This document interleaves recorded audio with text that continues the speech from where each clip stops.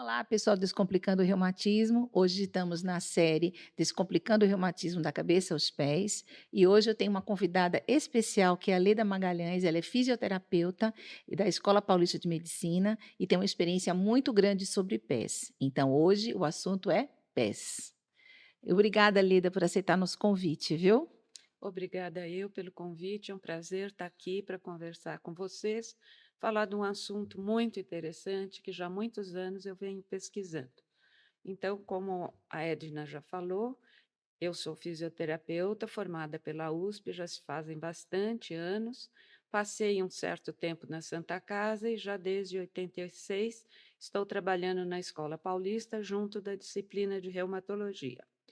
Dentro desse aspecto de reumatologia, os pés são uma área que fica muito esquecida.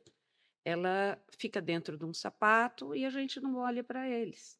Ao contrário das mãos, que a gente trabalha muito perto dos olhos e olhando o que faz. O pé não, o pé trabalha no automático.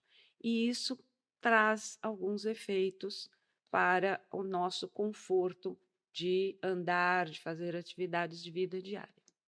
Nessas pessoas que são trabalhadoras, que trabalham de pé por longos períodos, o que é que a gente pode fazer para melhorar isso? Para economizar o desgaste. Exatamente. Veja, quanto mais dura for a sola do sapato, maior o impacto que o pé tem no chão quando ele alcança, quando ele bate no chão.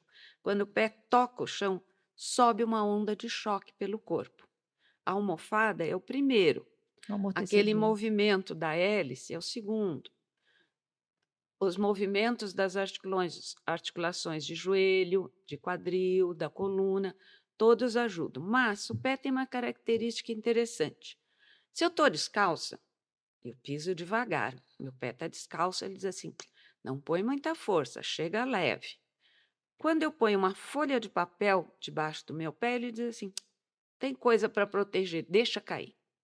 Então, por exemplo, rasteirinha. Acaba com a gordurinha. Sapato, então, de sola muito fina e muito dura tem um impacto pior sobre esse tecido. Então, quem anda muito, quem fica muito tempo em pé, sola mais gorda, um pouco mais macia. O amortecedor, né? Um amortecedor facilita a vida da pessoa. Uma palmilha Em muitas mais fofinha. circunstâncias, uma palmilha. E aí tem que se escolher que tipo de palmilha, pelo tipo do pé, pelo peso da pessoa, pela função.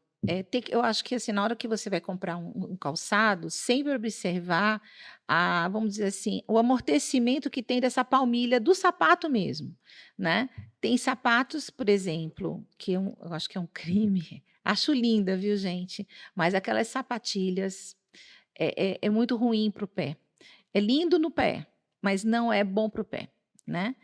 E a gente, continuando aqui, justamente o uso de sapatos, qual o efeito que tem nos pés. Nesse tipo de sapato mais comum, a gente já falou da rasteirinha, falamos um pouquinho começamos a falar um pouquinho das Rasteirinha.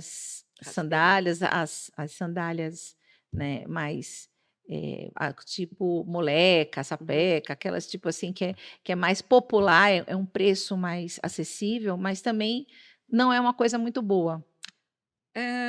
Em geral, quando se compra o sapato, se olha por cima do sapato. Uma rasteirinha cheia de perolinha, cheia de brilho, ninguém resiste. Quando o que a gente devia olhar é a sola. Uma sapatilha pode ser muito confortável, desde que a sola seja mais gordinha. Então, não é só a parte de cima do sapato, a parte de dentro também do sapato. Se você tem um sapato forrado de plástico, ele vai ser desconfortável. Ele vai te fazer calo. Então, passar a Soa mão mais por o pé, né? dentro, exato, vai ter mais atrito. Então, passar a mão por dentro, olhar a sola. Uma rasteirinha que tem uma sola muito fininha e dura, fuja. É mais gordinha? É uma borracha? É algo mais complacente? Perfeito, vai bem. Eu Uhum. tenho várias rasteirinhas e alguma que é bonitinha, mais ordinária, eu pus palmilha. Tem soluções, né? Tem soluções para te fazer, né? E a altura de salto, como é que funciona? Vamos ver aqui. Então, se eu estou parada, eu tenho um pouco mais de peso atrás e um pouco menos de peso na frente. Quando eu uso um mocassim, por que o mocassim é confortável? Porque ele iguala as cargas dos dois lados do pé.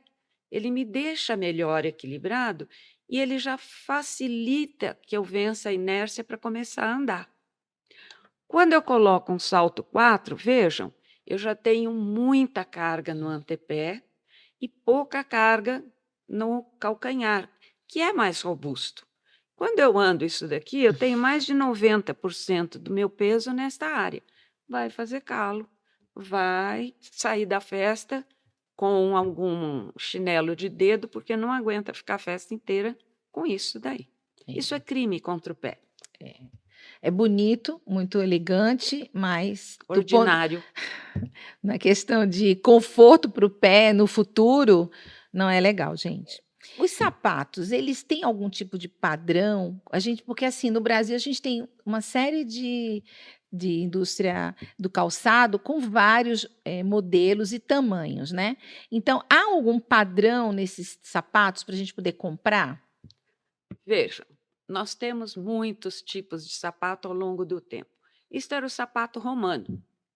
Era bem confortável. Quando era para soldado, eles punham os tachões por baixo para poder ter mais pegada para poder andar. No inverno, eles revestiam de palha. Não devia ser uma meia muito confortável. Na Idade Medieval, os camponeses usavam os tamancos. Por quê? Porque não tinha calçamento na rua, era muita lama. Então, o tamanco de uma madeira leve permitia que andasse sem Molhar os melecar o pés, pé, né? sem molhar e tudo mais. Começou a acontecer moda depois da Guerra dos 100 Anos entre Inglaterra e França. Aí começaram a fazer esses sapatinhos. E a primeira população que usou salto foi homem, porque durante o final da Guerra dos 100 Anos começaram a lutar a cavalo. E para Ah, isso entendi. precisava se prender no estribo.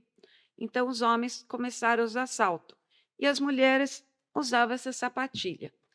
Aí acabou a guerra, a mulherada resolveu que ficava bonito ser mais alta. Aí começaram a fazer sapatos ainda com ponta. Aí teve um rei da França que declarou que ninguém podia ter um bico mais comprido que o dele, porque virou uma competição, quem tinha bico mais comprido. E aí puseram uma cordinha na ponta para prender na perna, porque não dava para andar direito com aquilo. Só que esse Hum. bonitinho desse rei, ele foi passar de uma ala para outra do castelo e bateu a testa numa porta baixa e morreu. Hum. Então se diz na França que o comprimento do sapato não faz felicidade, porque ele não tinha filhos com a mulher dele, ela casou com o primo dele para criar um herdeiro. Hum. Então, cuidado com os bicos finos. O extremo de traumatismo era entre os chineses, que achavam que um pé não podia ter mais do que 10 centímetros de comprimento. Então, o que eles faziam? Eles agrediam o pé de meninas de 7 anos, enrolavam com faixas de pano molhadas e dobravam os dedos para baixo da sola, e aquilo, quando secava, puxava e quebrava os dedos.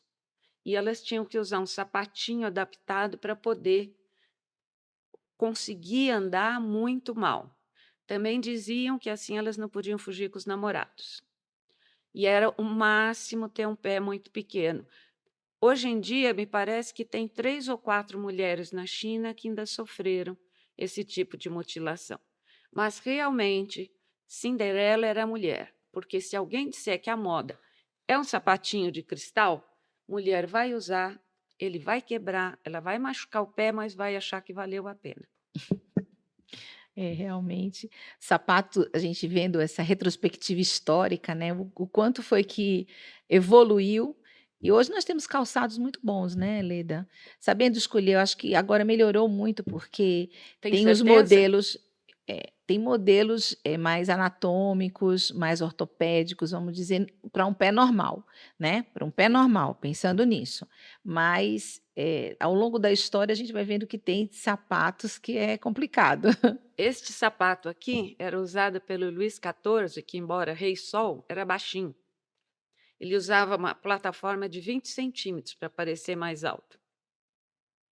Moda é um negócio terrível. O que nós temos de problemas é que, por exemplo, no Brasil nós temos uma numeração que tem como base uma medida medieval, que um ponto do nosso sapato são 3 grãos de centeio no meio de uma espiga. É o que é. Na Inglaterra, eles têm a polegada, que era este ossinho de um rei inglês dos 1200. Como lá este ponto é grande, eles subdividiram em meios pontos. Então, o sapato americano é muito mais confortável, porque ele tem, para o mesmo comprimento, ele tem 3 a 4 larguras. Aqui eu tenho muito problema com as pessoas se queixando de que o pé fica apertado.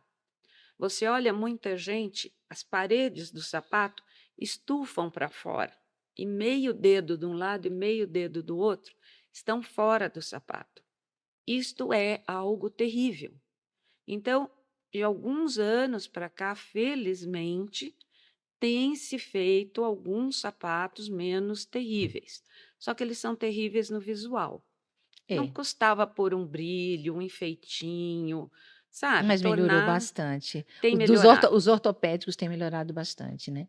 A gente tinha assim, aquela noção que aqueles sapatos confortáveis era da vovó, né? Um modelinho bem clássico do vovó, mas eu acho que agora a indústria tem se alertado para esse detalhe de você ter conforto, tanto o consumidor também, né? Conforto e beleza. Então dá para fazer as duas coisas, ter um sapato confortável e um sapato visualmente bonito, né? Tem que ter um pouco de cuidado, que muitos sapatos têm vindo da China. O Brasil tem perdido muitas fábricas de calçados por conta de ser mais barato fazer no Extremo Oriente. E eles estão fazendo cada vez mais estreitos para ganhar no material. Hum, Então, na hora que eu ponho um sapato, a parede estufou, esse sapato não é para o meu pé. Ele vai machucar. entendi. Então, é algo que ainda tem dificuldade. Nos Estados Unidos, tudo é padronizado. A altura o comprimento ABC é igual para todos os É. sapatos. A largura ABC é igual para todos os sapatos. No Brasil, nós não temos padronização ainda. É interessante você ter a curiosidade na sola ele coloca, né? Brasil, Europa e Estados Sim, Unidos. Justamente, e os números não correspondem, não né? Não corresponde. tem nada a ver. Você vai comprar fora, você tem que ter uma outra numeração, né? Tem que experimentar Tem que realmente. experimentar e ver. Tá.